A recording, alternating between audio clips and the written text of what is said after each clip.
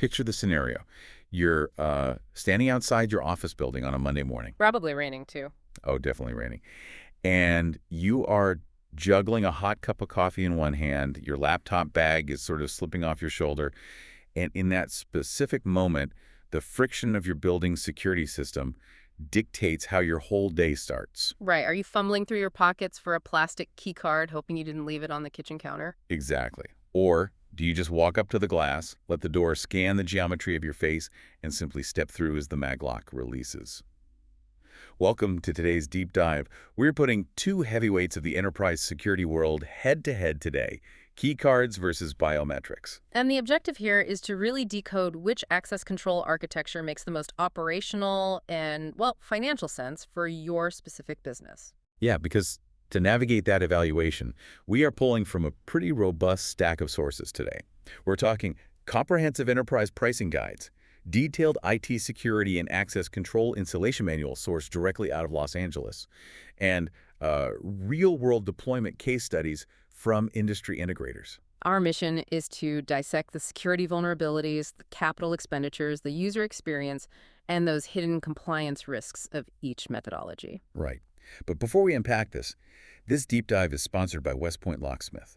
Just look at their 5-star reviews online. Fast, reliable, and professional locksmiths serving all of Los Angeles. They really are top tier. Absolutely. From emergency lockouts to rekeying, smart locks, and car key replacements, they're available 24/7 to keep your home, business, and vehicle secure. Call them at 31029544040. Which is a great resource because while physical, brass keys are essentially a thing of the past for modern businesses, the debate between what you carry, like a card, and what you are, your biometrics, is really the defining security question of the decade. I love that framing. What you carry versus what you are. And the user experience is where most employees feel the impact of these systems. I look at it through this framework. Key cards and mobile credentials function like a VIP backstage pass. Right, you present the token, the system validates the token, and the door opens. Yeah, but biometrics function like a highly trained bouncer who just already knows you. You don't present a token, the system validates your actual identity. Starting with the credential side, it's important to note that modern key cards have moved way beyond those legacy unencrypted prox cards, the ones that could be cloned with the $20 device off the internet. Oh yeah, the modern standard relies on encrypted RFID using protocols like OSDP. That's Open Supervised Device Protocol, right? Exactly. Instead of the outdated wagon wiring, there is this incredibly complex, cryptographically secure handshake happening between the card and the reader now. But the sources highlight that the most significant leap in this category isn't actually a better plastic card. It's the shift to cloud-based mobile access. We are looking at platforms where the smartphone itself becomes the credential. The technical manuals point specifically to systems like Avigilon Alta for this kind of mobile deployment. They use a patented technology called triple unlock. Triple unlock, right, because relying just on Bluetooth can be pretty glitchy at the door. Right. Bluetooth low energy can suffer from latency. You're standing there, waving your phone, waiting for it to pair.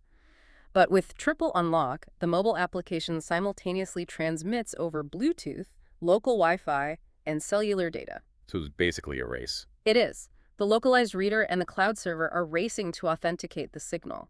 Whichever data packet verifies the credential first triggers the relay to unlock the door. It essentially eliminates that frustrating stand-and-wait lag that really plagued early mobile systems. And that multi-thread authentication also enables features that dramatically reduce user friction, like the Wave to Unlock feature. Think about how much easier that is. Users don't need to wake their phone, they don't have to authenticate with Face ID, and they don't have to open a specific app. It's all running in the background. The system utilizes background app refresh and Bluetooth beaconing. As you approach the door, the reader detects your device's proximity. And then just a simple wave of your hand disrupts the localized sensor on the reader, which commands the phone to send the encrypted payload. It achieves that totally frictionless entry, like we mentioned, juggling coffee and a laptop bag without compromising the encrypted handshake. But, and this is the core of the debate, the operational reality is that mobile credentials still verify a device, not a person. Right. If I give you my unlocked phone or if I hand you my encrypted smart card, the access control software logs my profile as entering the building. Which brings us to the biometric side of the equation, because biometrics eliminate the proxy token entirely. We are looking at several distinct modalities in the sources here. Fingerprint scanners remain the most widely deployed in commercial settings, mostly just due to cost efficiency. True, though touchless facial recognition saw massive adoption acceleration post-pandemic. Just strictly due to hygiene protocols, people didn't want to touch a shared piece of glass anymore. Yeah, that makes sense. And beyond fingerprint and facial recognition, enterprise environments using multi-factor authentication often deploy iris scanning. Which is fascinating technology. Iris scanners map the complex, totally unique patterns of crypts and furrows in the eye. It offers an incredibly low false acceptance rate, highly secure. The sources also mention hand geometry scanners. You see these a lot in heavy industrial or manufacturing environments, places where employees might be wearing gloves or just have worn-down fingerprints that frustrate standard scanners. Right, because hand geometry measures the bone structure, the length, and the thickness of the fingers. It gives a reliable read regardless of surface-level skin conditions. The UX debate here is super interesting because it pits speed against friction. Key cards and mobile systems are incredibly fast, but they introduce human error. Employees forget their lanyards, phone batteries die, physical tokens just get lost. And biometrics permanently solve that lost credential problem. I mean, you cannot leave your iris on your nightstand. Exactly. However, the sources do indicate a measurable psychological barrier. Standing in front of a biometric terminal, waiting for an infrared camera to map your face every single morning, it introduces a level of friction and, frankly, perceived surveillance that some workforces actively push back against. That psychological friction is a totally valid HR concern. But from a pure security architecture standpoint, the distinction between the two methodologies comes down to absolute identity verification. A credential-based system's greatest vulnerability is the buddy punch. Right. The system cannot differentiate between the authorized cardholder and an unauthorized person who just found the card in the parking lot. Sure, administrators can use cloud dashboards to instantly revoke a lost card's access globally. But that only works if the employee actually reports the card missing. Which they usually don't do right away. Now, the immediate concern clients usually bring up with biometrics is presentation attacks. Like someone holding up a high-res iPad photo of an executive's face to bypass the reader. Exactly. But the technical documentation addresses this directly. Enterprise-grade biometric hardware doesn't just take a 2D picture. They employ highly sophisticated liveness detection. We're talking about stereoscopic lenses for 3D depth mapping and infrared sensors that literally analyze thermal signatures and blood flow under the skin. You cannot spoof a modern commercial reader with a static image or a video playback. No, you can't. The actual vulnerabilities of biometrics lie much deeper in the infrastructure. When you enroll in a biometric system, the software creates a template. If a threat actor manages to compromise that database and exfiltrate those biometric templates, the fallout is permanent. Because you can just cancel a compromised RFID card and issue a new one for $5. You cannot reissue a fingerprint. Precisely. Furthermore, biometric hardware is highly sensitive to environmental factors. Power surges, network latency, or localized database failures on the edge device can result in total lockouts, whereas offline mobile credentials can often still authenticate via cached Bluetooth keys. The sources really emphasize that relying on a single hardware point of failure is just bad architecture. The industry standard for mitigating the vulnerabilities of keycards, like that buddy punch we talked about, without installing expensive biometrics everywhere, is deep API integration. Specifically, syncing the access control software with the video management system, or VMS. Right, so instead of just recording continuous endless footage, the system pairs the physical badge swipe directly with the camera feed. It generates a synchronized visual audit trail.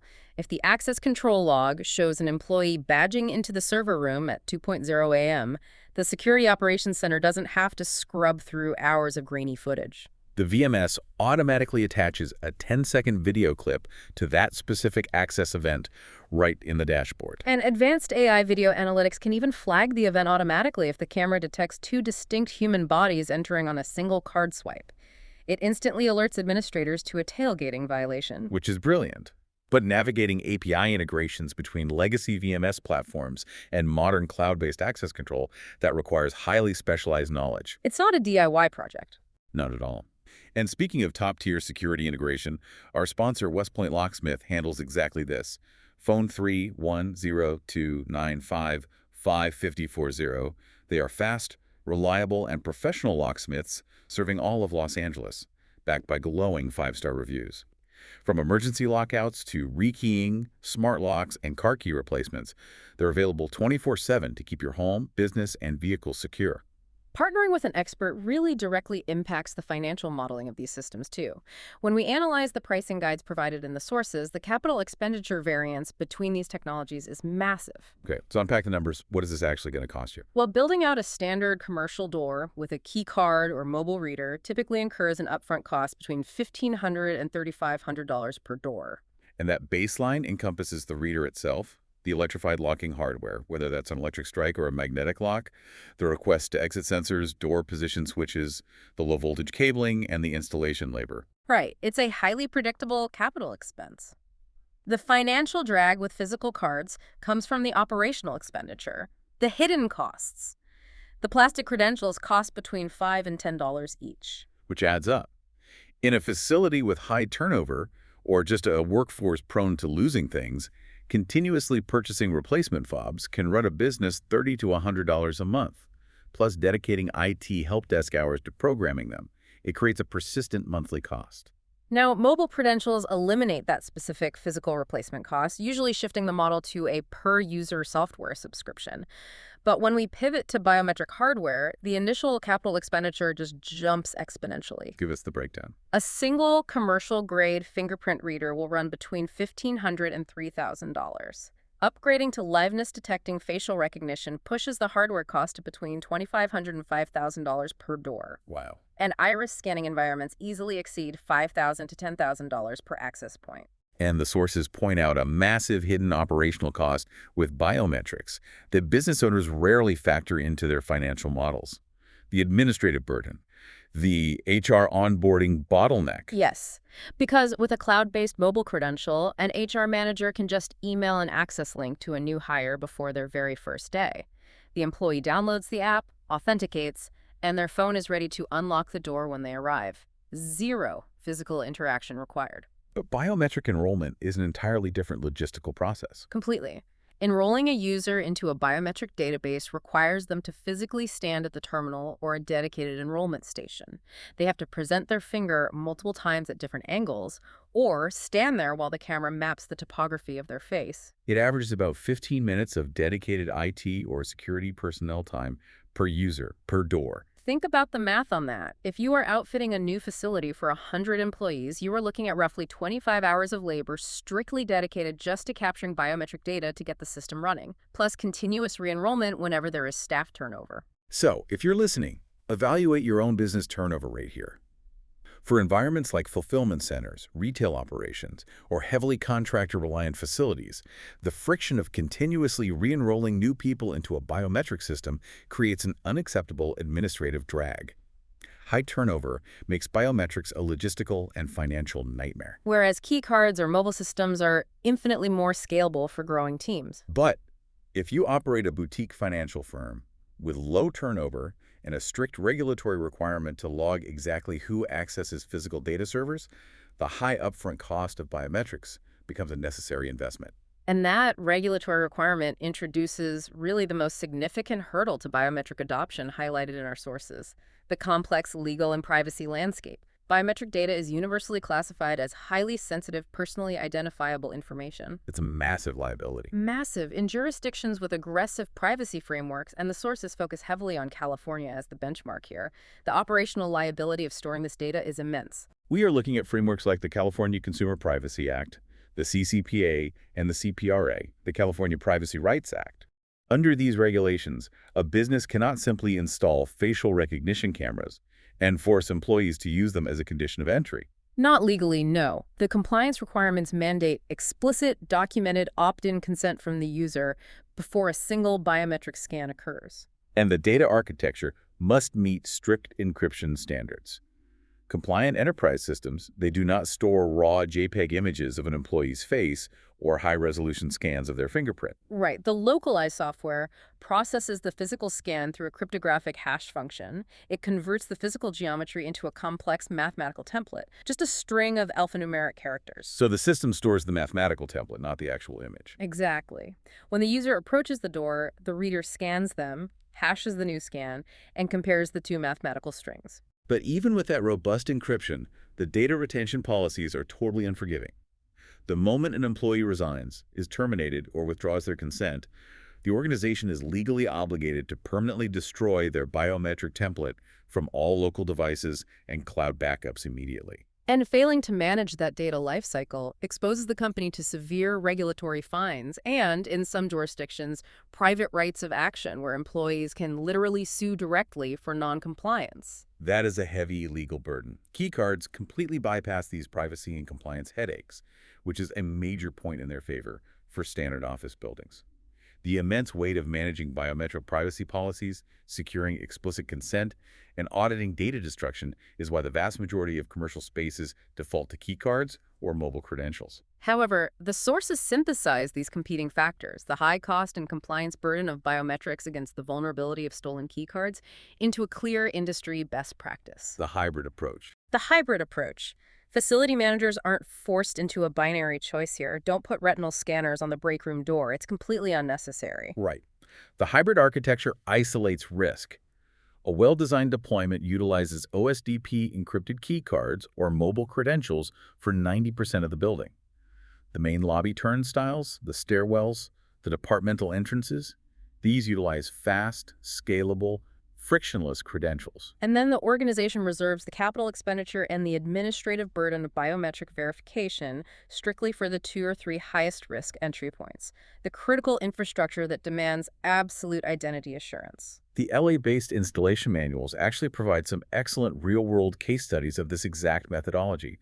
There's one about a rapidly scaling multi-office company in downtown LA, DTLA. Right. They partnered with an integrator to deploy HID global keycard readers and encrypted physical cards across 3 floors. And their operations director specifically cited their high contractor rotation and rapid employee growth. They required a system where a central administrator could instantly provision or revoke permissions remotely without bottlenecking the HR team with physical enrollment. For their threat model, a biometric rollout would have completely paralyzed their onboarding process. It was a huge keycard success. Contrast that with the hybrid biometric success story of a corporate tech campus in Venice, California. Their network architecture demanded a segmented approach. The base building perimeter utilized standard proximity cards integrated via API with their CCTV video surveillance. So they were monitoring for tailgating during peak morning hours visually. Exactly. However, they possess highly restricted zones, specifically their localized data centers and the executive suites handling unreleased intellectual property. And for those specific zones, they deployed high-security dual-factor authentication. An employee had to present an authorized encrypted card and then present their face to a liveness-detecting biometric reader. So by deploying biometrics only at the network core, they eliminated the risk of lost keys in high liability zones while keeping the overall system cost and privacy compliance scope manageable. They matched the hardware expenditure directly to the specific threat vector of the room, which is exactly why consulting with seasoned integration professionals is so critical before purchasing hardware. The security profile of a Venice Tech campus is fundamentally different from a DTLA marketing agency. Totally different. And if you are navigating those architectural decisions for your own Los Angeles facility, a massive thank you to our sponsor, West Point Locksmith. Check out their 5-star reviews. Phone 310-295-4040. Fast, reliable, professional locksmith serving all of Los Angeles. Emergency lockouts, rekeying, smart locks, car key replacements available 24/7 to keep your home, business, and vehicle secure. As we synthesize the data from these comprehensive sources, the evaluation for facility managers becomes really clear. Mobile credentials and encrypted keycards provide highly scalable convenience and lower administrative headaches. They represent a predictable capital expense, eliminate severe privacy compliance liabilities, and are the optimal solution for growing teams. Conversely, biometric systems offer unbeatable, absolute identity verification at a premium price. They guarantee that the person crossing the threshold is exactly who they claim to be.